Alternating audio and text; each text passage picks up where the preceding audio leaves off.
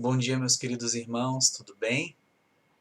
Mais uma vez nós estamos aqui para continuarmos estudando o panorama do Antigo Testamento e dando continuidade à aula que a professora Juliana iniciou, nós vamos estudar hoje três profetas que tiveram seus ministérios no período denominado pré-exílio, ou seja, o momento que acontece após a divisão dos reinos, até o momento em que o cativeiro vem sobre esses reinos. E nós hoje vamos focar em três profetas que profetizaram em Israel. O nosso livro ele traz que eles são os primeiros profetas de Israel, mas na verdade, se a gente for analisar, eles não foram os três primeiros profetas de Israel.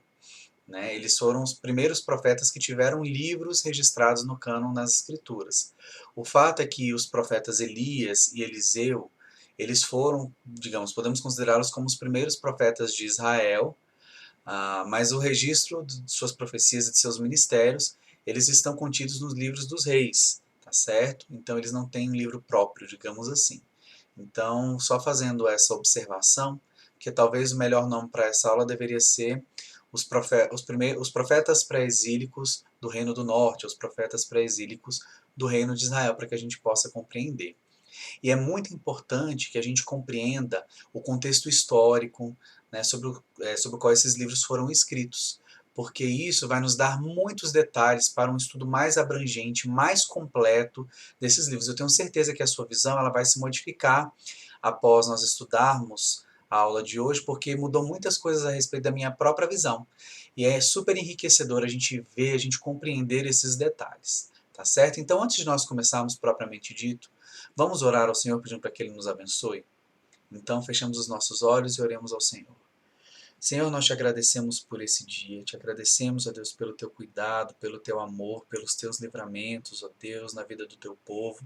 Pedimos que o Senhor nos abençoe nesse tempo e pedimos que o Senhor fale aos nossos corações, ó Deus.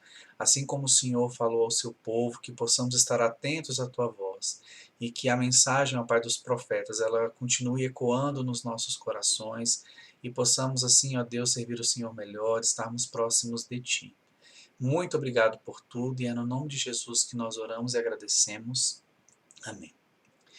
Meus queridos irmãos, então para a gente entender um pouquinho a respeito desses profetas, desse contexto, convém a gente dar uma breve olhada na história de Israel. Nós falamos sobre a história do Reino do Norte de maneira bastante extensiva na aula sobre o Reino do Norte, então nós não vamos falar sobre todos os detalhes, não convém isso agora. Mas vamos fazer apenas algumas pontuações para que a gente entenda melhor em que contexto o ministério desses profetas ele aconteceu. Então vou estar projetando aí uma imagem que nós inclusive vimos nessa linha do tempo nas aulas lá sobre o Reino do Norte.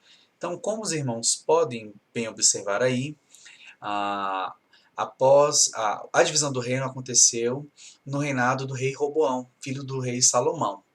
Nós vamos ver que alguns eventos desencadearam uma revolta, né, no povo de Israel, de modo que o rei Jeroboão I, né, ele conseguiu a liderança e o apoio de 10 das tribos de Israel e de modo que ele se separou, né, do reino do sul e formou o reino do norte. E o rei Roboão, filho de Salomão, da descendência de Davi, ele ficou somente com as tribos de Judá e Benjamim, tá certo? Então, essa divisão ela é extremamente importante porque vai nos dar alguns detalhes. Por exemplo, o rei de Jeroboão ele tinha bastante medo da migração religiosa, né, de seus compatriotas para a capital do Reino do Sul, que era Jerusalém. Então era em Jerusalém que estava o templo do Senhor. Então ele tinha medo dessa migração, de modo que o povo, ao voltar, né, para o Reino do Sul, ao território do Sul, eles acabassem querendo a reunificação do reino. Então, por conta desse medo, né, ele criou dois templos. Um templo na cidade de Dan e um templo na cidade de Betel. Esses templos, obviamente, não foram autorizados, né, por Deus, mas ele assim fez um ato de desobediência. Não bastasse ter desobedecido, ele instituiu uma classe sacerdotal que não era a classe sacerdotal da linha de Arão, né? Então ele mesmo criou uma classe sacerdotal e não bastasse isso, ele ainda colocou duas imagens dentro desses templos, né, nessas cidades, de modo que o povo tivesse como se fosse ali a visão do Senhor Deus que havia livrado o povo de Israel do Egito. Mas o que houve, o que acabou acontecendo foi um sincretismo religioso com a religião ali daquele povo sírio, de modo que o culto ao deus Baal, principalmente a esse deus, ele acabou sendo instituído em Israel, ele acabou acontecendo, né, de modo que nós tivemos um ápice desse culto no reinado do rei Acabe, já que ele casou com a filha de um rei sírio, né, de modo que o Senhor castigou profundamente, digamos assim, decretou o pecado de uma maneira bastante incisiva que aconteceu naquele reinado. Nós tivemos ali um embate entre Elias e os profetas de Baal, de modo que esses profetas eles foram mortos.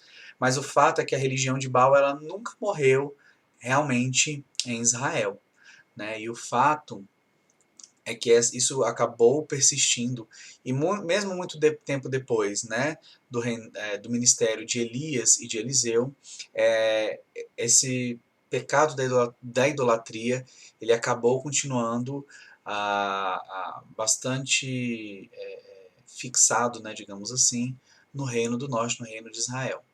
E a prova disso é que nós, de todos os reinos que passaram, né, todos os reis que reinaram em Israel, nenhum foi um rei temente ao Senhor. Todos eles foram reprovados pelo Senhor, então a gente vai ver ali uma troca muito grande de dinastias, nós vamos ter muitos assassinatos, muitas tramas, né, nós vimos isso com bastante detalhe na aula sobre o Reino do Norte. Mas eu queria chamar a sua atenção, na verdade, ali mais para o final. Né? Nós tivemos depois, mais ao final do reinado do norte, um outro rei também de nome Jeroboão, chamado Jeroboão II, um rei que reinou um período de 41 anos. Né? Então é nesse contexto, no contexto desse rei, que os profetas Jonas e Amós, né, que estão circulados, e na outra ali a imagem à direita, o reino o profeta Oséias também teve o seu ministério. Vou projetar aqui o mapa para que fique mais fácil dos irmãos compreenderem, tá certo? Então, como nós podemos observar bem, ali à esquerda nós temos os profetas Amós e Jonas, e ali à direita, em cima, naquele círculo vermelho, nós temos o profeta Oséias. Então, o profeta Oséias ele vai pegar, na verdade, o finzinho do reinado de Jeroboão II, e ele vai pegar os últimos reis de Israel, e ele, inclusive, vai sobreviver, digamos assim, ao exílio, né? Então ele é o profeta que profetizou o exílio, que estava ali na iminência do juízo de Deus, e ele acabou inclusive vendo o seu povo sendo levado ao cativeiro. Né? Então é importante nós observarmos e entendermos esse contexto. O reinado de Jeroboão II foi um reinado próspero. Inclusive, nesse reinado, o profeta Jonas ele profetizou essa prosperidade temporária, né? É, é, do reinado de Jeroboão II, muito embora o conteúdo dessa profecia não esteja na Bíblia, só seja mencionado ali no livro de 2 Reis. Né? Mas o fato é que, apesar dessa melhora, né, dessa busca, né, desse momento de alívio, assim, de crescimento do povo, né, o povo não voltou seu coração ao Senhor, e é isso que fica. Né? Então o Senhor levanta novos profetas para advertir o seu povo e decretar os seus juízos. Né? Então a gente vê que no reinado de Jeroboão II, Israel se tornou uma nação mais forte, uma nação próspera, né? De modo que ele quase atingiu o tamanho, digamos assim, territorial que havia durante o reinado de Davi. Mas nós observamos que não houve arrependimento do povo, né? E essa falta de arrependimento, né? E essa busca da idolatria acabou levando o povo a sucumbir perante o rei assírio Tiglat-Pileser III, que acabou levando esse povo ao cativeiro. Então é nesse contexto final, né, dos reinos do Reino do Norte, que esses profetas que nós vamos estudar hoje, eles tiveram seus ministérios, tá certo? Então, dito isso, nós vamos começar a estudar o primeiro desses profetas, que é o profeta Jonas. E é um livro muito curtinho, somente 4 capítulos, mas tem muitas lições para nos ensinar. Então nós precisamos, é um livro que tem muitos detalhes. E eu confesso aos irmãos que eu não havia observado quantos detalhes havia nessa história, né? E como foi edificante para mim ter contato, né, com esse estudo, porque realmente mudou um pouco a minha visão a respeito desse profeta, porque a história em princípio ela é uma história simples, é uma história curta, mas são os detalhes que fazem a completa diferença, tá ok? Então, a primeira coisa que nós precisamos pensar quando estudamos Jonas, né, é se a história de Jonas ela foi um fato histórico ou se ela foi uma ficção. Claro que nós temos a plena convicção de que a história de Jonas ela foi um fato, ela é uma narrativa histórica e tudo que está ali é verdade. Muito embora exista um movimento crítico, né, que questiona os fatos que são ali narrados nesse livro, tá certo? Mas nós não temos como ter dúvidas da existência de Jonas por causa de dois textos bíblicos, né, que eu vou colocar ali para os irmãos para que possamos ler juntos. O primeiro é o primeiro versículo do capítulo de Jonas, que diz o seguinte: E veio a palavra do Senhor a Jonas, filho de Amitai, dizendo. Por que eu parei aí? Para mostrar que Jonas ele era alguém real, um homem histórico, né? Um homem que realmente existiu, um homem que tinha ascendência, né? Ou seja, mostra aí de quem ele era filho. Mas não é somente nesse ponto que a autoria de Jonas ela é confirmada. Se nós continuarmos a ler o segundo trecho, o segundo texto que está ali em 2 Reis, capítulo 14, versículo 25, nós vamos ler o seguinte: Também este, Jeroboão II, destituiu os termos de Israel, desde a entrada de Amate até o mar da planície, conforme a palavra do Senhor, Deus de Israel, a qual falara pelo ministério de seu servo Jonas, filho do profeta Amitai, o qual era de Gat e Efer. Ou seja, então o profeta Jonas ele é citado exatamente como o profeta que anunciou, né, esse crescimento temporário do reino do norte no reinado de Jeroboão II. Então, se nós acreditamos que o rei Jeroboão II ele foi um homem histórico, então nós obrigatoriamente temos que aceitar que o profeta Jonas também era um homem que existiu. Né? E por esse versículo nós podemos entender que Jonas era um profeta que tinha prestígio, porque ele havia profetizado o crescimento de Israel. Né? Então era um profeta que era, digamos assim, bem quisto por conta dessa profecia boa. Né? Sempre quando a pessoa traz palavras boas, né, as pessoas tendem a louvá-la, a querer, né, os seus conselhos, enfim. Então a gente pode supor que isso aconteceu também com o profeta Jonas. Então, como eu havia comentado, o reinado desse rei foi um reinado próspero, um reinado em que houve crescimento, né, em que cresceu bastante, mas no plano espiritual e moral, a decadência moral e pecaminosa ela continuava a existir. E é interessante a gente observar também que esse versículo nos ajuda a entender a duração e o momento em que o ministério do profeta Jonas aconteceu. Então, que provavelmente foi entre os últimos anos do rei Joás e os primeiros anos do rei Jeroboão II. Uma outra coisa que muitas vezes é questionada pela crítica, né, textual, é a historicidade da narrativa. Como eu falei, nós não temos dúvida nem de que Jonas era um fato, né, ele existiu como homem, né, como profeta, e nós também não temos dúvidas da historicidade. Então, vou trazer aqui alguns argumentos a favor da historicidade do livro de Jonas. Primeiro, nada no livro sugere que esse livro não seja uma narrativa histórica. Então, já começa daí. E normalmente o único ponto que traz essa dúvida, essa questão, na verdade, é a presença do sobrenatural de Deus, especialmente no milagre do grande peixe. Então, é exatamente esse fato que faz com que as pessoas costumem questionar a historicidade da narrativa do livro de Jonas. O fato é que a própria tradição judaica, especialmente alguns historiadores, como o historiador e filósofo judeu do primeiro século, chamado Joséfo, confirma fortemente a canonicidade e a veracidade da história de Jonas. É um livro bastante aceito pela tradição.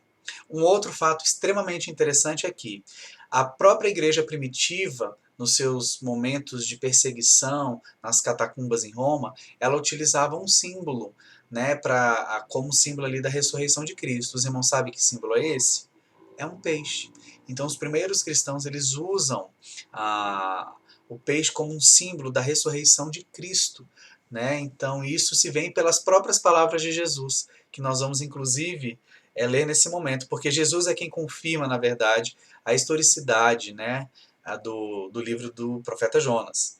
Então nós podemos ler ali em Mateus capítulo 12, versículos 39 e 40. Mas ele lhes respondeu e disse: Uma geração má e adúltera pede um sinal, porém não se lhe dará outro sinal, senão o sinal do profeta Jonas. Pois, como Jonas esteve 3 dias e 3 noites no ventre da baleia, assim estará o Filho do Homem, 3 dias e 3 noites no seio da terra. Ou seja, Jesus, ao falar de sua própria morte e ressurreição, ele usa o exemplo do profeta Jonas. E não só usa o exemplo do profeta Jonas na questão da ressurreição, mas ele fala a respeito do sinal de Jonas. Né? Nós vamos nos aprofundar daqui a pouco um pouquinho mais sobre essa questão do sinal. Ou seja, o próprio Senhor Jesus, ele afirma a verdade a respeito da historicidade do livro de Jonas, então nós não precisamos nos preocupar com a crítica nesse momento.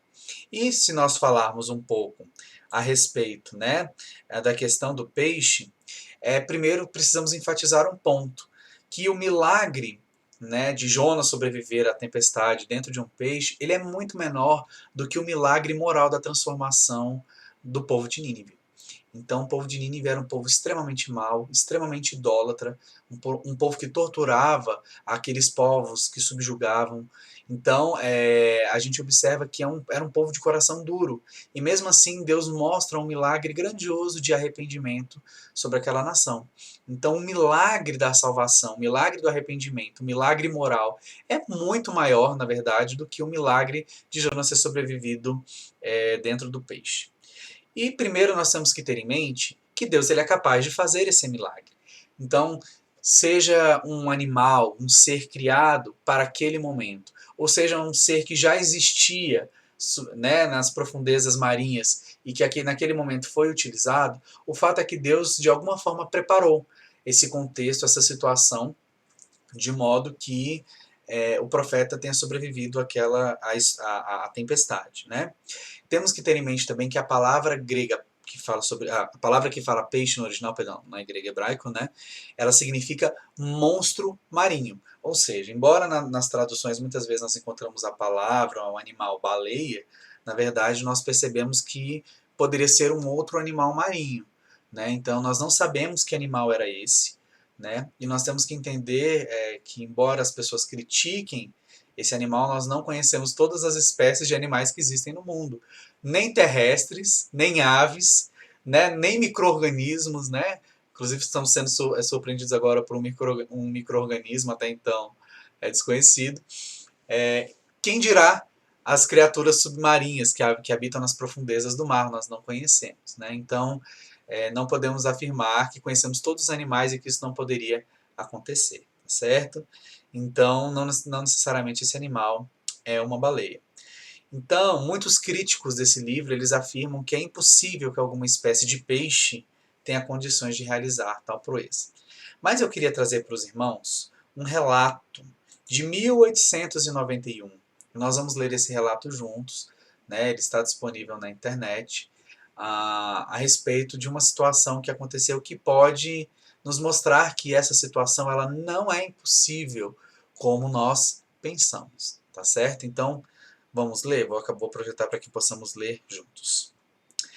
Era o ano de 1891, quando o baleeiro Estrela do Oriente cruzava o Atlântico Sul, próximo às Ilhas Maldivas, carregando pela primeira vez um jovem marinheiro inglês chamado James Bartley, de apenas 21 anos. O baleeiro inglês saía à caça de um cachalote, que é uma espécie, né, de baleia. Na verdade, ele não é da mesma família, mas é considerado, né, por muitos, né, um cachalote. Muito precioso na época pelo azeite extraído dele, que era usado para fazer perfumes. Quando os caçadores do Estrela do Oriente encontraram o cachalote no mar, lançaram e acertaram-lhe um arpão em cheio. A fim de concluir a caça, desceram ao mar 2 botes. No entanto, mesmo preso pelo arpão, o cachalote ainda lutava pela vida e se debatia nas águas. A força do monstro marinho foi tão grande que virou os botes. Os marinheiros conseguiram resgatar seus tripulantes, porém, 2 deles haviam sumido, entre eles o jovem inglês James Bartley. Continuando. Finalmente, os caçadores conseguiram abater o cetáceo gigante. Trouxeram o animal para perto da embarcação e começaram a abri-lo. Em busca do azeite precioso, retiraram o estômago e logo perceberam uma figura estranha dentro dele. Quando abriram o estômago, lá estava o jovem, James Bartley, ainda vivo, mas desacordado. Bartley ficou cerca de 15 horas dentro do cachalote.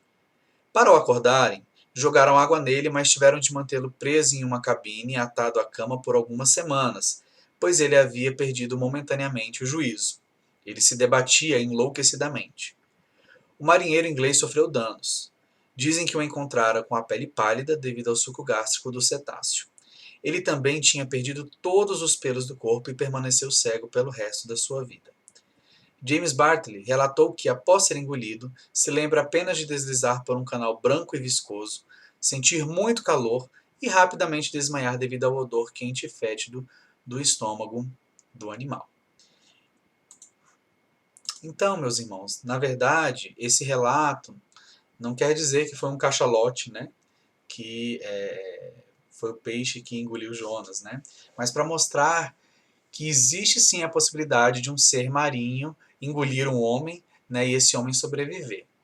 Embora haja muitas limitações no sentido, muitas dúvidas, como isso poderia ser possível, a questão do oxigênio, a questão dos gases, do suco gástrico do animal, nós não conhecemos, como eu falei, nós não conhecemos todos os animais marinhos. E o fato é que nós não duvidamos da ação sobrenatural de Deus nessa questão, tá certo? Então mostra que apesar da crítica textual, criticar esse trecho do livro, esse milagre, né? Esse não é o único milagre registrado nas Escrituras, não é o maior milagre registrado nas Escrituras, temos outros milagres muito maiores do que esse mesmo. Né? Então, não nos essas dúvidas de que nós não sabemos que peixe é esse, mas sabemos e confiamos que esse animal ele existiu e que essa história é verídica. Né? E isso é importante porque nós vamos ver que esse fato do peixe foi um fato decisivo para a aceitação da mensagem do profeta na cidade de Nínive. Tá certo? Então, só para que os irmãos compreendam, eu trouxe um breve esboço, né, do livro de Jonas. Então, nós podemos dividir esse livro curtinho em quatro partes. No capítulo 1, nós podemos falar sobre Jonas e a tempestade.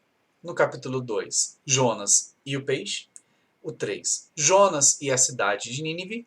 E no capítulo 4, a relação entre Jonas e o Senhor.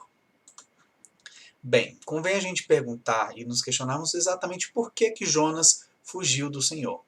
Se nós lermos esse livro de maneira rápida, nós vamos chegar à conclusão, não, Jonas era uma pessoa que não queria que os ninivitas se convertessem, ele achava um absurdo, ou ele poderia ter algum preconceito contra os gentios, né, por ser profeta de Israel, e não queria que esse povo se convertesse, então ele resolveu simplesmente não pregar. Então parece a conclusão mais óbvia. Mas o interessante é que a conclusão não é tão óbvia assim, meus irmãos. Então, nós precisamos estudar os detalhes dessa narrativa, né?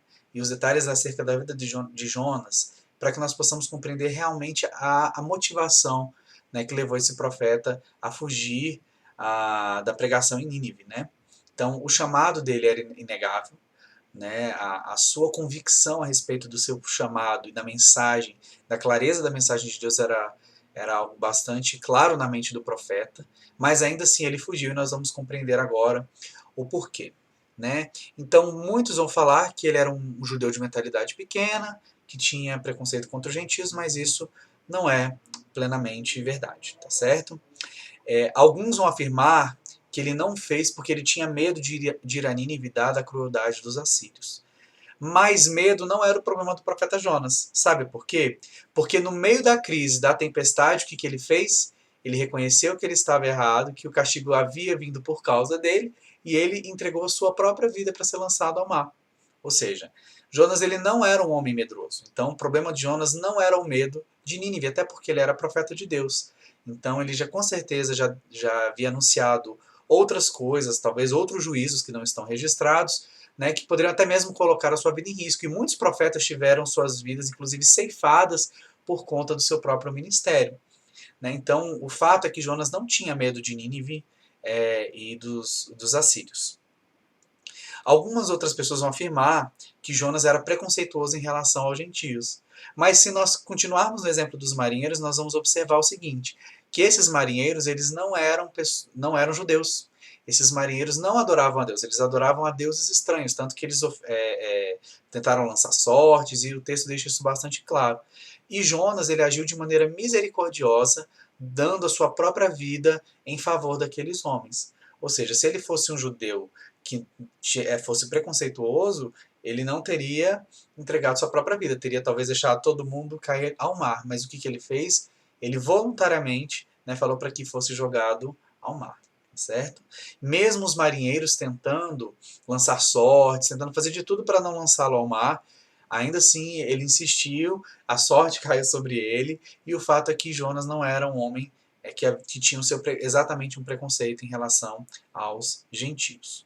A razão principal está ali no capítulo 4, versículo 2 do livro de Jonas. Então vou ler para os irmãos o que o texto nos diz. Por isso é que me preveni fugindo para Tarsis, pois sabia que és Deus compassivo e misericordioso, longânimo e grande em benignidade, e que te arrependes do mal. Então, na verdade, Jonas fugiu porque sabia que, ainda que aquele povo fosse um povo muito mau, e o juízo de Deus estivesse iminente sobre eles, caso eles não se arrependessem em 40 dias, ele sabia que mesmo na última hora que aquele povo se arrependesse, Deus iria salvá-lo. Então foi por esse fato. Mas esse fato não é simplesmente porque Jonas não queria que eles fossem salvos. Né? Nós vamos ver que haviam dois motivos, pelo menos, pelos quais Jonas não queria que esse povo fosse salvo. Primeiro, que havia realmente um medo da dominação assíria, né, por causa das crueldades que esse povo normalmente praticava quando eles dominavam outros povos. Então, geralmente eles traziam morte a todas as pessoas daquela nação, incluindo as mulheres e as crianças. Eles também praticavam empalamento, esfolamento, mutilações e torturas. E todos em Israel sabiam dessas coisas. E Jonas era um homem extremamente patriota.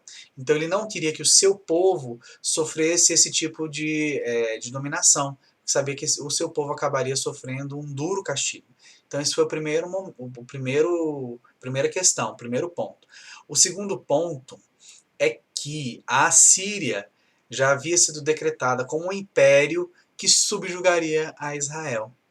Então, isso já estava descrito pelo profeta Isaías, que profetizou lá no reino, na verdade, do sul, 30 anos antes da chamada do ministério do profeta Jonas. E olha só o que diz Isaías, capítulo 7, verso 17. Porém o Senhor fará vir sobre ti, e sobre o teu povo, e sobre a casa de teu pai, pelo rei da Assíria, dias tais quais nunca vieram, desde o dia em que Efraim se separou de Judá. Ou seja, o profeta profetizou que a Assíria seria o reino que subjugaria a Israel.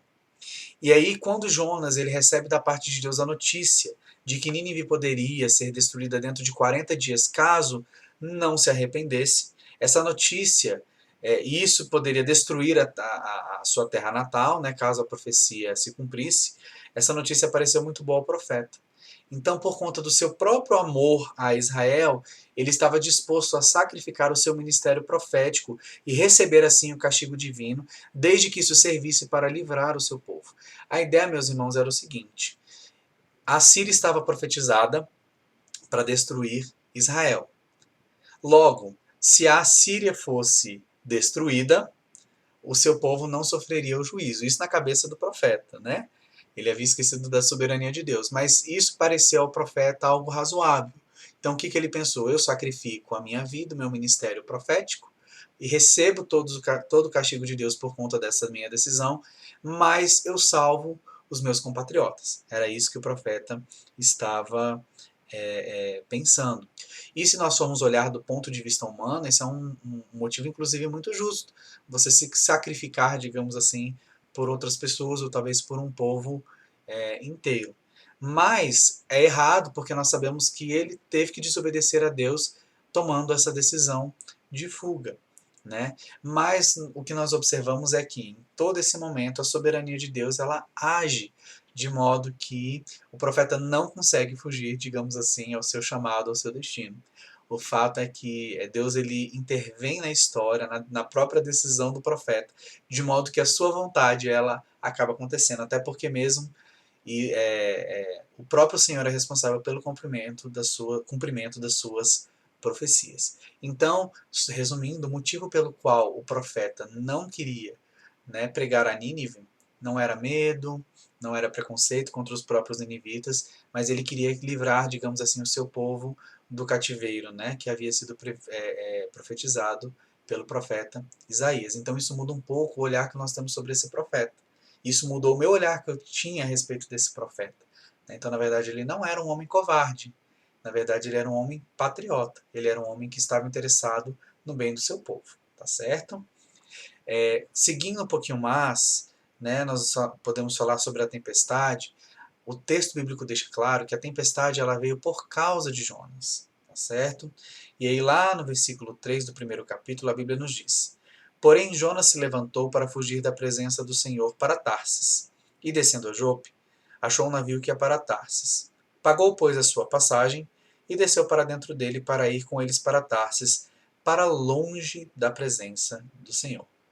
Eu queria destacar essa última parte do versículo que fala para longe da presença do Senhor. O que o profeta queria dizer com isso? Que ele podia fugir da presença de Deus? Será que era isso? Certamente que não. O sentido dessa palavra, na verdade, não tem nada a ver com fugir da presença do Senhor. Por quê? Nós sabemos que a onipresença do Senhor Deus já era conhecida muito antes do profeta Jonas. Então, se nós lermos o Salmo 139, nós vamos ver uma bela declaração de Davi acerca não de soberania, mas da onipresença de Deus. Então, lá nos versículos 9 e 10 do Salmo 139, a palavra de Deus nos diz: Se tomar as asas da alva, se habitar nas extremidades do mar, até ali a tua mão me guiará e a tua destra me susterá. Então isso mostra que nós não podemos fugir da presença de Deus. Então a ideia que Jonas estava falando, né, trazendo ao dizer que estava fugindo do Senhor, não era fugir da presença de Deus, mas era a renúncia ao seu cargo profético, como eu havia comentado antes. Jonas estava renunciando ao seu cargo, à sua posição como profeta. Né? E a prova de que ele sabia que a soberania de Deus ela era inegável, era inquestionável, né? Perdão, a onipresença, é que assim que a tempestade veio, o que aconteceu? Ele sabia que era por causa dele. Ou seja, ele não estava fugindo da presença de Deus, ele estava tentando abandonar o seu ministério profético, que não aconteceu. Falando um pouquinho mais sobre o período que Jonas passou dentro do peixe, ao contrário do que possa parecer, né, para nós, o peixe engolir Jonas não foi um ato de punição, mas um ato de preservação de Deus. Olha só que coisa bonita. Mesmo na sua rebeldia, o Senhor ele não estava ali punindo o seu profeta. Ele estava ali preservando a sua vida, até porque o profeta precisava entregar uma mensagem àquele povo rebelde. Então isso é muito bonito de entendermos que era um ato de preservação. E olha que interessante, nós percebemos que o próprio profeta Jonas sabia que ele estava sendo liberto por Deus. Sabe por quê? Se nós analisarmos a oração que está lá no capítulo 2, nós vamos observar que essa oração contém ações de graça, ela contém contrição e renovação do compromisso que o profeta tinha em anunciar a mensagem de Deus. Mas se nós lemos atentamente, em nenhum momento Jonas pede livramento. Por quê? Ele sabia que ele já estava sendo livrado. Olha só que coisa bonita, meus irmãos, né? Então são detalhes que às vezes a gente não percebe estudando a história, que fazem a completa diferença. Jonas, ele tinha uma visão muito clara e de um conhecimento muito claro a respeito de Deus. Então não era um profeta fraco, né? Ele era um profeta que estava em crise, né, por conta do seu aspecto humano. Passando um pouquinho mais à frente, né, para o capítulo 3, falando sobre Jonas e a cidade de Nínive, precisamos fazer uma observação. Nínive pode se referir tanto à cidade de Nínive em si, mas quanto a um complexo de cidades ali próximas a Nínive que formavam uma espécie de conurbação. Né? Então, como se fosse uma espécie de região metropolitana, digamos assim, mas não é exatamente esse o conceito não, tá, meus irmãos? Mas é como se essas 4 cidades fizessem um complexo que poderia ser chamado de Nínive, né? Então, para você circundar, digamos assim, esse complexo, né, seria necessário percorrer uma distância de 93 quilômetros. E como a Bíblia diz que Jonas fez a sua pregação, né, em 3 dias, isso daria uma média de 32 quilômetros por dia, né? E Nínive também nós temos que entender o seguinte, que embora essa circunferência, né, para você poder circundar essa cidade, você precisasse percorrer 97 quilômetros, essa cidade não era composta somente por edificações. Dentro desse complexo de cidades havia também campos, haviam jardins e havia inclusive plantações. Por quê? No caso de acontecer um cerco inimigo, a cidade ela poderia subsistir e aguentar um cerco bastante longo, tá certo? Pelas informações do livro de Jonas, podemos supor que a população, incluindo as mulheres e crianças, ela poderia estar entre 600 mil pessoas e 1 milhão de pessoas, né? Então era uma população bastante grande, da qual Deus teve misericórdia, perdão, né? E aí surge uma pergunta: numa cidade tão grande, em apenas 3 dias, como que o profeta conseguiu pregar a esse povo e como que esse povo aceitou essa mensagem corrida, digamos assim, né? Então aí a gente precisa voltar à leitura no capítulo 1. Uma possibilidade, né, uma provável resposta está nos próprios marinheiros que estavam viajando com Jonas. A Bíblia diz que esses marinheiros perderam toda a sua carga, ou seja, assim que Jonas foi lançado ao mar e a tempestade parou, eles não tiveram outra opção senão o quê? Voltar ao porto de onde eles haviam partido. E naquele porto daquela cidade, sabia-se que havia um grande comércio dos assírios, ou seja, havia grandes trocas comerciais ali. Então aquela história provavelmente ela começou a se espalhar lá. E a Bíblia diz que os próprios marinheiros eles louvaram ao Senhor quando viram o livramento, a tempestade acabar, o livramento do Senhor. Então é provável que esses marinheiros tenham visto Jonas ser engolido por esse grande peixe, né? Então essa história miraculosa ela começou a correr ali aquela região, tá certo? E aí é interessante porque quando Jonas, que deveria estar morto, ele aparece vivo na cidade anunciando a mensagem de Deus, todo mundo queria ver o que tinha acontecido, porque a notícia tinha chegado. De alguma forma a notícia chegou rapidamente. Olha, gente, um homem, né, servo de Deus, ele foi engolido, houve uma tempestade e ele morreu. Né? Essa história aconteceu. Morreu um homem, um peixe engoliu um homem. Né? E de repente esse mesmo homem aparece vivo, isso gera um espanto, né? E por causa disso provavelmente esse povo deu atenção. Era provável também, né, como a gente viu até naquele exemplo daquele jovem, que Jonas ele estivesse com uma aparência um pouco diferente, né, já que ele passou 3 dias dentro de um animal. Então, provavelmente, Jonas, de alguma forma, fisicamente, ele estava diferente na sua pele, enfim, a sua aparência, de modo que isso também pudesse chamar a atenção do povo para o profeta. Mas, para além dessas questões, né, da fofoca, né, do espalhamento das informações, a gente observa que, coincidentemente, no coração dos assírios, aquele período era um período no qual eles estavam esperando alguma calamidade iminente. Então, esse povo, embora eles tenham vindo a se tornar a primeira potência mundial, né, um império mundial, aliás, perdão, eles passaram por vários reveses ao longo de sua história. Então eles estavam ali, assim, estamos crescendo, mas estamos com medo de sermos atacados, sofremos alguma coisa.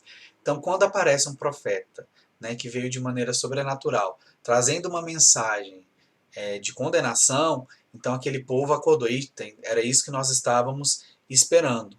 Né? Então o fato é que esse medo de calamidade iminente também provavelmente serviu para abrir o coração daquele povo a mensagem do profeta.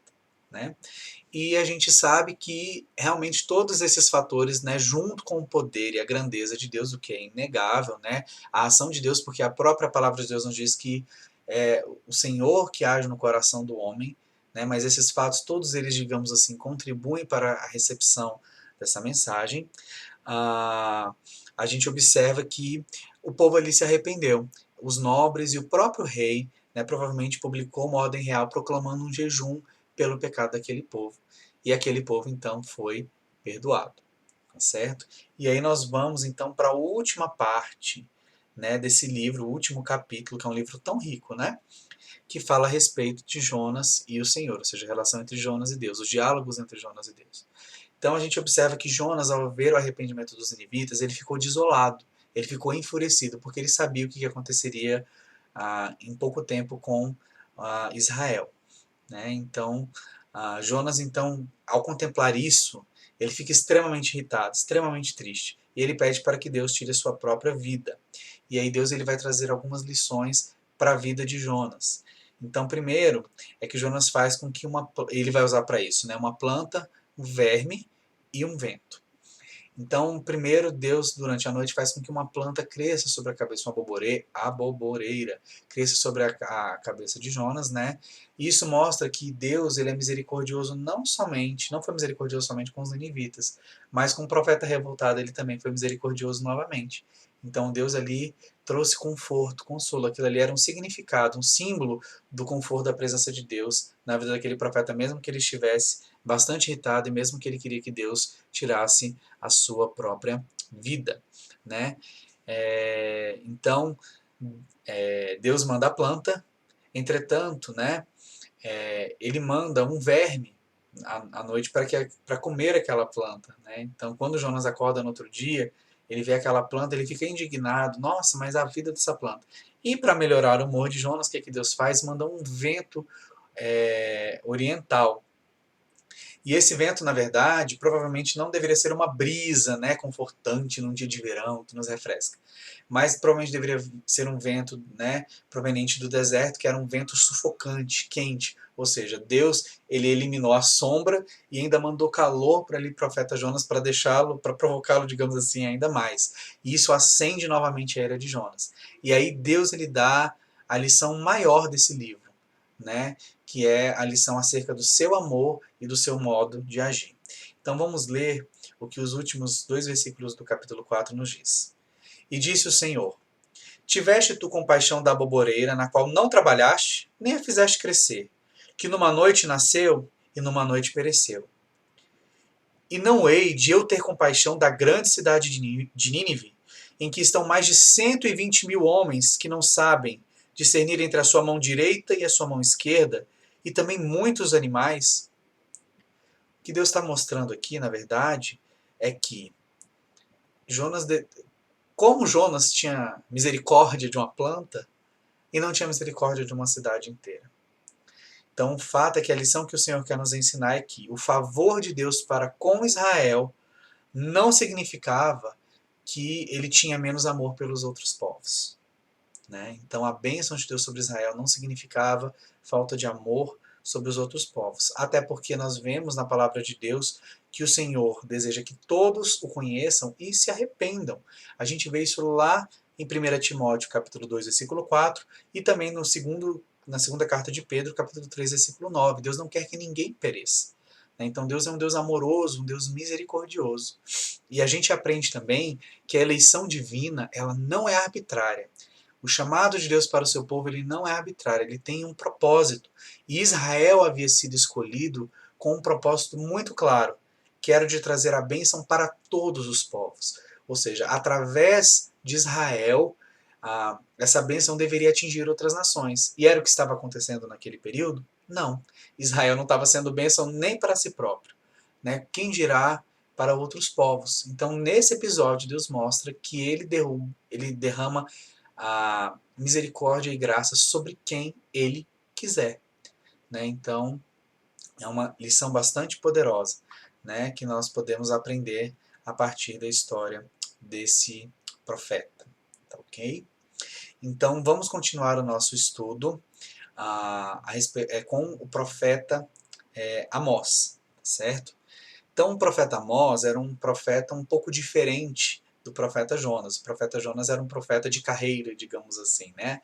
Era um profeta que viveu sua vida, digamos, profissionalmente como profeta escolhido por Deus, né? Provavelmente vindo de uma escola de profetas, né, de homens que dedicavam ao conhecimento do Senhor. Mas o profeta Amós era um homem simples, era um homem do campo. E aí a gente lê já no primeiro versículo o seguinte: As palavras de Amós, que estava entre os pastores de Tecoa, as quais viu a respeito de Israel nos dias de Uzias, rei de Judá, e nos dias de Jeroboão, filho de Joás, rei de Israel, 2 anos antes do terremoto. Então, o primeiro detalhe que a gente observa aqui nesse texto é que Amós era de uma cidade chamada Tecoa, né, que ficava ao sul de Belém, numa região conhecida como deserto da Judéia. Ou seja, Amós originalmente ele não era do reino do norte, ele era do reino do sul. né? Então ele era nativo do reino de Judá. E também ele era um camponês, ele era um homem simples, um camponês da região de Judá. Ele não era profeta por profissão, como outros profetas, como Jonas, como Elias, como Eliseu, mas ele exerceu o ministério profético mediante um chamado do Senhor.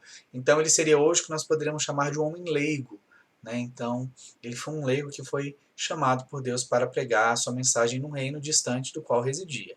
Tá certo? E a Bíblia nos diz que Amós foi profetizar na cidade de Betel, onde, né, como eu já havia comentado, Jeroboão havia construído um templo e um ídolo para a adoração que acabou se tornando adoração a Baal. E nesse local, na cidade de Betel, ele acusou o povo, ele acusou os sacerdotes e a idolatria permitida pelo Estado, ou seja, o próprio rei que deveria cuidar, né, da moralidade, da religião daquele povo, havia instituído e permitido a idolatria do reino do norte. Certo? A gente percebe que o vocabulário, a linguagem com qual ele profetiza, vai refletir muito acerca da sua vida enquanto homem do campo. Tá certo? Então, quando ele, por exemplo, vai se referir às mulheres da classe alta, né, de Samaria, que oprimiam, né, que instigavam seus maridos, né, a oprimir os mais pobres, ele vai utilizar uma figura campestre bastante interessante para se referir a elas. Olha lá no capítulo 4, versículo 1, o que a palavra de Deus nos diz. Ouvi esta palavra, vós, vacas de Bazã, que estáis no monte de Samaria, que oprimis aos pobres, que esmagai os necessitados, que dizei a vossos senhores, dai cá e bebamos. Então observa só que ele vai utilizar uma figura campestre, as vacas de Bazã, né, para se referir a essas mulheres de alta classe. E aqui a gente observa que a mensagem de Amós ela acontece no momento de prosperidade, ou seja, nesse momento em que o reinado de Israel, o reino do norte, estava numa prosperidade, né, mas havia muita opressão, ou seja, havia muita desigualdade, digamos assim, social naquele contexto, de modo que muitos israelitas pobres estavam sendo oprimidos por aqueles que eram ricos. Então é uma mensagem também de protesto. Então, só para que a gente possa entender, eu trouxe para os irmãos também, extraído do livro do Baxter, né, Conheça Melhor as Escrituras, um esboço do livro de Amós. Então, vou deixar o esboço aí para que os irmãos possam acompanhar junto comigo, tá certo? Então, nós vemos aí, nos primeiros capítulos, né, o capítulos 1 e 2, que Deus ele vai trazer 8 mensagens, o profeta vai trazer 8 mensagens que são chamadas de fardos do castigo vindouro. Então, é muito interessante a gente observar que as profecias sempre começam com a mensagem, normalmente, de destruição. E geralmente as profecias que as pessoas mais gostam são aquelas que vão falar da destruição dos inimigos, né? Os nossos inimigos serão subjugados. Então, a mensagem de Amós começa exatamente aí. Mas ela tem uma surpresinha no final, a gente vai ver. A primeiro decreto, né, a primeira mensagem acusativa do profeta, né, é contra a Síria, que aqui ela é tratada por meio da sua capital, Damasco. Depois ele vai falar contra a Filístia, que é representada pela cidade fortaleza Gaza. Depois ele vai falar a Fenícia, representada pela cidade marítima chamada Tiro, que era uma cidade muito grande, que tinha um porto muito grande. Depois o profeta vai falar contra Edom, contra Amon, contra Moabe. E surpreendentemente o profeta vai falar contra Judá e contra Israel. Então as pessoas não imaginam, estão ouvindo a profecia, olha, os seus inimigos serão subjugados. O inimigo tal, o inimigo tal, o inimigo tal, o inimigo tal, você. Então era mais ou menos esse o impacto da mensagem de Amós sobre aquele povo. Aquele povo achou que eles seriam libertos dos seus inimigos. Mas o fato é que a mensagem de Deus estava contra eles. Então isso surpreendeu e fez com que aquele povo recusasse a mensagem desse profeta. Que mensagem negativa é essa? Nós não queremos essa mensagem. Né? E a gente observa que nesses primeiros capítulos aparece uma expressão bastante recorrente, que é por 3 transgressões de e por 4. Né? Ou seja, então na verdade isso é uma expressão campestre que significa que simplesmente que o pecado desse povo havia passado da conta, ou seja, havia pendido a balança, ou seja, a balança estava ali pela misericórdia e de repente ela se pendeu para o castigo. E a gente vai observar que o fogo, ele vai aparecer em vários momentos nesses 2 primeiros capítulos como símbolo do juízo de Deus, né? Então, mostrando que a culpa extrema, já que o fogo era o elemento extremo, ela vai levar a uma condenação extrema também. Passando um pouquinho aqui para os capítulos 3 a 6, nós vamos ter aqui 3 sermões curtos do profeta, né? E cada um desses sermões vai começar com as seguintes palavras: ouvi esta ou ouvi a palavra. E aí a gente observa que cada um desses 3 sermões tem 2 partes. A primeira parte vai falar acerca do juízo merecido, ou seja, vai falar das justificativas pelas quais Deus estava trazendo a condenação ao povo de Israel. E na segunda parte, ele vai falar sobre o juízo decretado, ou seja, quais seriam as condenações pelas quais esse povo passaria. Então, esses sermões, eles são voltados, na verdade, para Israel. Então, primeiro ele falou das nações inimigas, falou de Israel e Judá, e agora ele vai aprofundar na questão de Israel e de Judá. Então, o primeiro sermão, ele vai falar sobre a culpa de Israel no presente. E por que que esse povo estava sendo castigado? Por atos de violência, desconhecimento da diferença entre o certo e o errado, opressão dos pobres, prática de culto hipócrita no templo, porque a prática cultual estava ligada a Baal. O segundo sermão vai se referir à culpa de Israel no passado, né, sua perseguição aos profetas. E o terceiro discurso, o terceiro sermão, vai enfatizar o castigo, né, de Israel que vai acontecer no futuro. E a gente observa aqui, nesses capítulos, que Deus ele odiava a adoração que esse povo lhe prestava, porque eles estavam adorando deuses assírios. Isso é muito forte, né? Então, Deus estava não só rejeitando, mas odiando a adoração que estava sendo feita, que estava sendo prestada no seu templo, exatamente por conta da contaminação do pecado. Prosseguindo um pouco mais no livro de Amós, nós vamos ter os capítulos de 7 a 9, 5 visões que vão demonstrar uma intensidade crescente do juízo e da ira de Deus. Então, a primeira visão é a visão dos gafanhotos comendo os produtos do solo. Mas o profeta ele se intercede por esse povo, né? E ele pede perdão. E aí a praga é interrompida, mostrando que o juízo de Deus ele está sendo afastado. Então, o juízo de Deus foi afastado. A segunda visão é de um fogo consumidor. Então o profeta novamente ele vai interceder a Deus, né, e o fogo ele vai ser detido, de modo que o juízo está sendo restringido, ou seja, começou a pegar fogo, mas o Senhor ele restringiu aquele juízo. Então primeiro o juízo ele foi afastado, o juízo agora foi restringido. A terceira visão que nós vamos ter é a visão do prumo. E o prumo ele é um padrão, né, um padrão utilizado em medidas. E eles mostram, é um símbolo exatamente do juízo justo de Deus.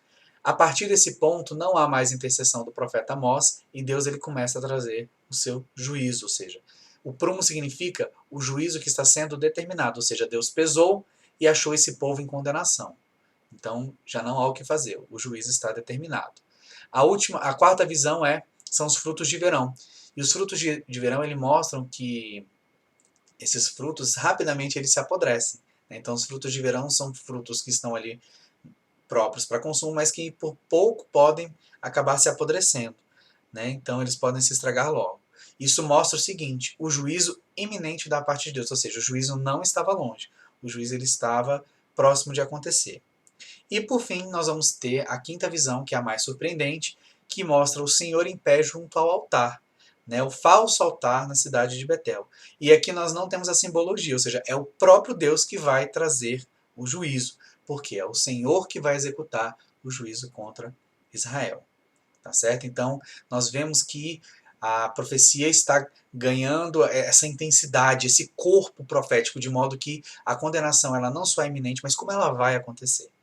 Entretanto, como em todos os profetas, né, nós observamos o seguinte, que Deus ele faz uma promessa misericordiosa a Israel nos últimos versículos do capítulo 9 de Oséias, de Amós, perdão, certo?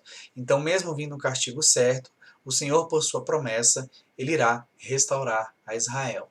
Então, exatamente porque Israel era o povo eleito, mas isso não os livraria, né, do castigo que realmente acabou acontecendo, como nós já vimos no início da aula. Então, meus irmãos, a gente pode retirar algumas lições do livro de Amós. A primeira, todos os povos prestarão contas a Deus por seus pecados. Isso é algo inegável. Não só todos os povos, mas no âmbito individual, todos nós prestaremos contas a Deus. Outra lição que podemos tirar é que os privilégios, eles trazem responsabilidades. Ou seja, o povo de Deus, eleito por Deus, ele será julgado com rigor muito maior do que os ímpios, porque nós recebemos o privilégio da eleição de Deus. Outra lição que podemos tirar é que as riquezas e o poder, eles trazem uma falsa sensação de segurança, que pode muitas vezes nos levar a desviarmos dos caminhos de Deus. Então nós precisamos nos atentar de modo que a nossa estabilidade, nossa riqueza, nosso dinheiro não nos afaste da dependência de Deus. Isso é uma mensagem muito importante que Amós nos traz, nos ensina. Né? E a última lição que podemos aprender é que, se nós não buscarmos a face de Deus, a nossa adoração ela vai se tornar simplesmente mecânica e ritual, e isso Deus abomina. Então nós não devemos permitir que a nossa adoração a Deus ela aconteça de um modo que Deus assim a abomine. Certo? Então, prosseguindo, nós vamos chegar aí, por fim, no livro de Oséias, né, que ele reinou mais ali no finalzinho do reinado de Jeroboão II, e ele vai, inclusive, viver de modo a ver o seu povo sendo levado para o cativeiro. Então, ele é o profeta do momento crítico de Israel. Então, ele advertiu o povo durante as décadas que acabaram culminando na invasão e na dominação assíria. Então, Oséias, né, ele vai lamentar muito a respeito do seu povo. Né? No texto nós vamos encontrar muitas lamentações. Então, nesse ponto, ele se assemelha ao que Jeremias, anos depois, representaria para Samaria com suas lamentações. Ou seja, lamentando, embora entendesse que o juízo fosse verdadeiro, ele lamentava por aquilo pelo qual o povo passaria, né, pelo destino da nação. Então, é bem provável, como eu falei, que Oséias tenha visto seus compatriotas sendo levados. E a gente observa que o profeta tem um ministério longo. Então, ele vive 50 anos mais ou menos em Israel, entre a morte de Jeroboão II e a dominação assíria. Né? Como a gente havia visto na aula do Reino do Norte, depois do reinado de Jeroboão II, que foi um reinado próspero, os reis que se seguiram tiveram reinados muito curtos e muito marcados pela violência. Ali acabou as dinastias. Né? Então, antes nós tínhamos dinastias de 3, 4 gerações, a partir dali foi um matando o outro, reinados muito curtos, mostrando exatamente essa degradação, não só moral, mas a degradação já política de Israel, mostrando que a Síria logo os dominaria. Né? Oséias ele vai denunciar no seu texto a lamentável condição em que o povo se encontrava. E aí a gente vai ver o que ele denuncia. Primeiro, perjúria, mentira, as mortes e o derramamento de sangue, as hordas de salteadores e grupos de sacerdotes assassinos, a predominância do adultério, perversão, falsidade e opressão, abre um parênteses, opressão a mesma que Amós havia anunciado, né, que era um profeta anterior a Oséias, a idolatria, a embriaguez e o completo descaso de Deus. Ou seja, por mais que os profetas anunciassem, o povo estava obstinado em desobedecer a Deus. Tá certo? Então, esse livro, ele é um livro que nós podemos dividir em duas partes, né? Os primeiros 3 capítulos vão se constituir como um prólogo, né? Uma introdução ao que vai acontecer nos próximos. Né? Os próximos vão ser chamados de discursos proféticos, que vão ter profecias mais densas. Né? Então, essa narrativa inicial, que vai falar acerca da vida do próprio profeta, especialmente da sua vida conjugal, ela é repleta de símbolos que vão exemplificar a relação entre o Senhor e Israel. Então, para facilitar, né, a visão dos irmãos, eu vou projetar um esboço do livro de Oséias. Então, como eu falei aí, nós vamos ter o prólogo, né, a história inteira contada em símbolos. Então, dedicando um pouquinho nessa parte, nós vamos ver que o profeta se casa com uma prostituta, né, e que o casamento frustrado desse profeta vai exatamente simbolizar o pecado de Israel contra Deus. Oséias tinha um amor puro, profundo, terno e sensível. A gente vai ver isso em vários momentos. Oséias ele vai perdoar a sua esposa infiel por mais de uma vez. Né? Ele havia honradamente recebido por esposa uma prostituta, mas ele contraiu uma união que ele desejava que fosse de felicidade, né, perene. A gente observa que depois do nascimento do primeiro filho do profeta, surgiram em sua mente suspeitas quanto à lealdade de Gomer, sua esposa. E elas foram confirmadas mais tarde com a descoberta do adultério de sua mulher. Então, Jezreel, que foi o seu primeiro filho, foi declarado como filho de Oséias. Mas os outros dois não eram filhos de Oséias, mas eram filhos frutos do adultério de sua mulher. Então, a sua filha do meio, chamada Loruama, significava desfavorecida ou não amada, ou aquela que jamais conheceu o amor de um pai. O terceiro filho, ele chama de Lo-Ami, que significa não meu povo ou não é meu parente. Olha só que triste, né? Os nomes dessas crianças. Mas tudo isso tem um impacto, né, simbológico, mostrando exatamente a relação entre Deus e o seu povo, ou seja, esses filhos de Israel, né, mostrava exatamente esse afastamento, né, e Gomer, né, a esposa, ela na verdade ela simboliza a nação de Israel, mostrando que ela era infiel a Deus, né, e os filhos seriam exatamente os filhos de Israel, que também eram filhos que não vinham da verdadeira devoção, né, que eram produto do próprio adultério, da prostituição, né, de Israel com outros deuses, com outros reinos, né. O texto prossegue mostrando que, ao que parece, Gomer, sua mulher, havia se vendido por dinheiro e chegou um ponto em que o casamento já não era mais possível de continuar, né? Então a separação, o divórcio, ele acabou se tornando necessário.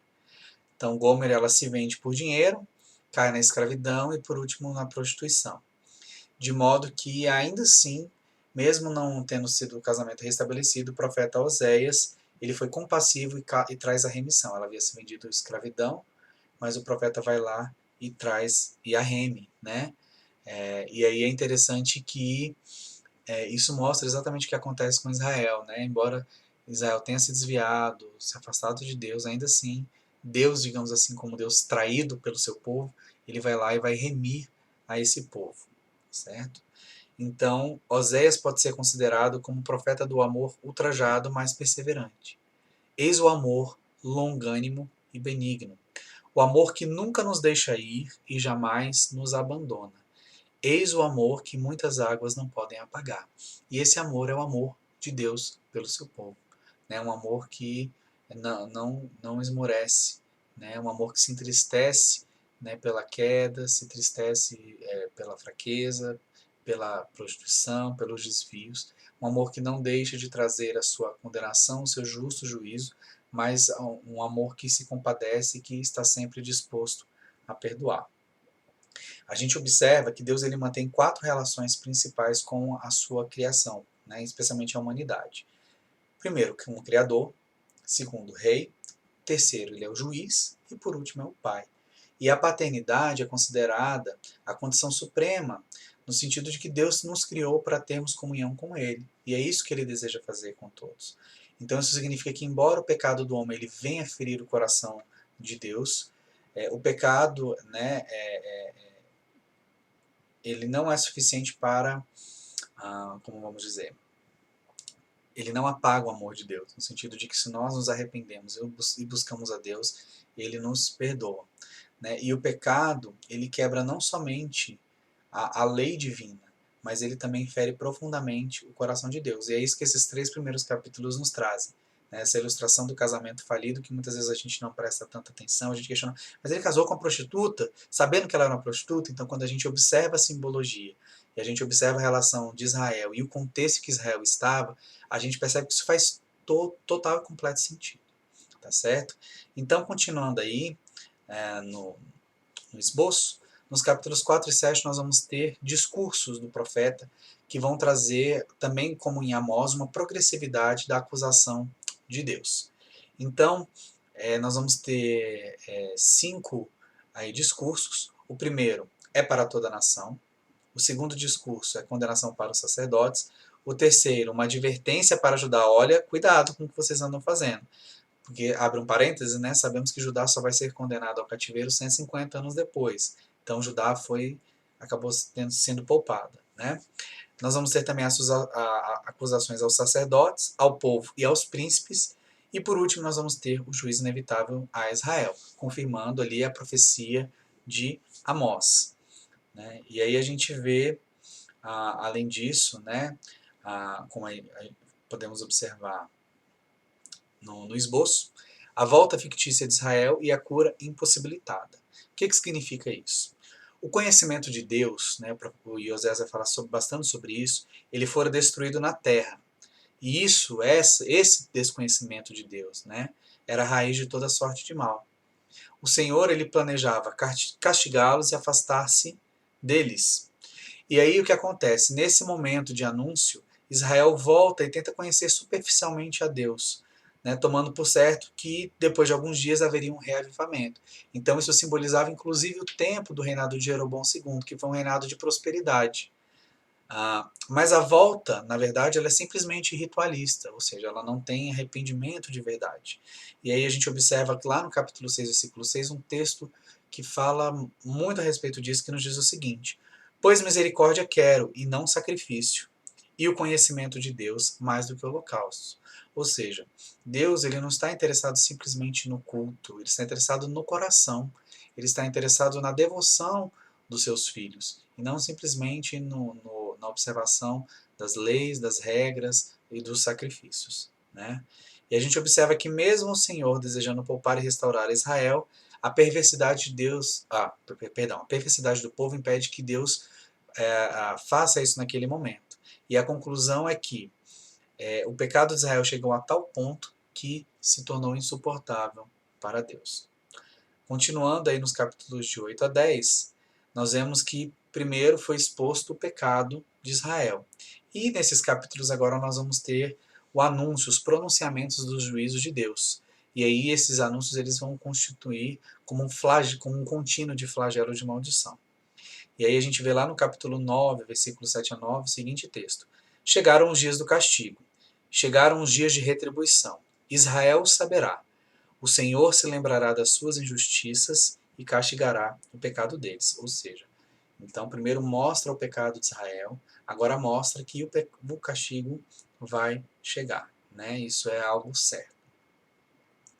E entre os capítulos 11 e 14, nós vamos ter mais uma vez uma ação misericordiosa da parte de Deus, né? Então, embora o juízo seja certo, seja garantido, seja iminente, né, como já tínhamos visto em Amós, vemos agora confirmados no ministério do profeta Oséias, nós vemos nesses últimos capítulos que Deus ele não se alegra com isso, né? Mostram que Deus ele se lamenta, né, por Israel ter que passar pelo castigo, muito embora ele seja merecido e ele virá a acontecer, né? E aí, no capítulo 14, nós temos um belo exemplo de triunfo do amor. Então, se nós lemos os versículos 4 e 5 do capítulo 14, nós vamos ver o seguinte: eu sararei a sua infidelidade. Eu voluntariamente os amarei, porque a minha ira se apartou deles. Eu serei para Israel como orvalho. Ele florescerá como o lírio e lançará as suas raízes como o Líbano. Ou seja, embora Deus traga o castigo, futuramente ele trará a restauração de Israel, certo? Então essa é a mensagem resumida, né, o esboço do livro de Oséias. Então a gente pode ter algumas lições retiradas a partir desse estudo que podem aplicar a nós. Primeiro, o pecado ele não é algo sem importância para Deus. O pecado ele fere o coração de Deus, ele machuca o coração de Deus, né? Mas o amor de Deus ele consegue ser ainda mais profundo do que o pecado. E o fato é que Deus ele perdoa aqueles que o buscam e que o amam. O verdadeiro conhecimento de Deus e de sua palavra, um amor genuíno e profundo, e a devoção à sua verdade são fatores fundamentais para termos um relacionamento com Deus. E essa é a última lição de Oséias, que é um exemplo da relação de Deus com o seu povo. Um belo exemplo, né? E a gente observa aqui, chegando ao final já da aula, que Deus ele não deixa de advertir, de mostrar o pecado do povo e também de castigar o seu povo. Então, como a gente já viu nas aulas anteriores, o castigo ele realmente chegou, mas Deus sempre enviou profetas, de modo a advertir, incitar ao arrependimento. mas infelizmente as pessoas e o povo tinham o coração obstinado e acabou sendo levado para o cativeiro. Mas que essas lições dos profetas, elas atinjam o nosso coração, que possamos, ao contrário do povo de Israel, agir com mais cuidado, agir com mais amor, possamos agir com mais devoção a Deus, evitando, né, que o juízo de Deus, que o castigo de Deus, ele cai sobre as nossas vidas também. Então, eu particularmente achei esses três profetas muito ricos, né, a respeito do amor de Deus, a respeito do cuidado, da santidade de Deus, e acho que pode ser útil às nossas vidas e realmente a gente sai com uma leitura diferente a respeito desses textos, tá bom? Então, muito obrigado pela atenção dos irmãos. Foi uma honra, uma alegria estar aqui com os irmãos hoje. E qualquer coisa os irmãos já sabem, tem o contato, pode entrar em contato conosco para tirar qualquer dúvida, beleza? Então fiquem com Deus, um final de semana abençoado, tá bom? Um abraço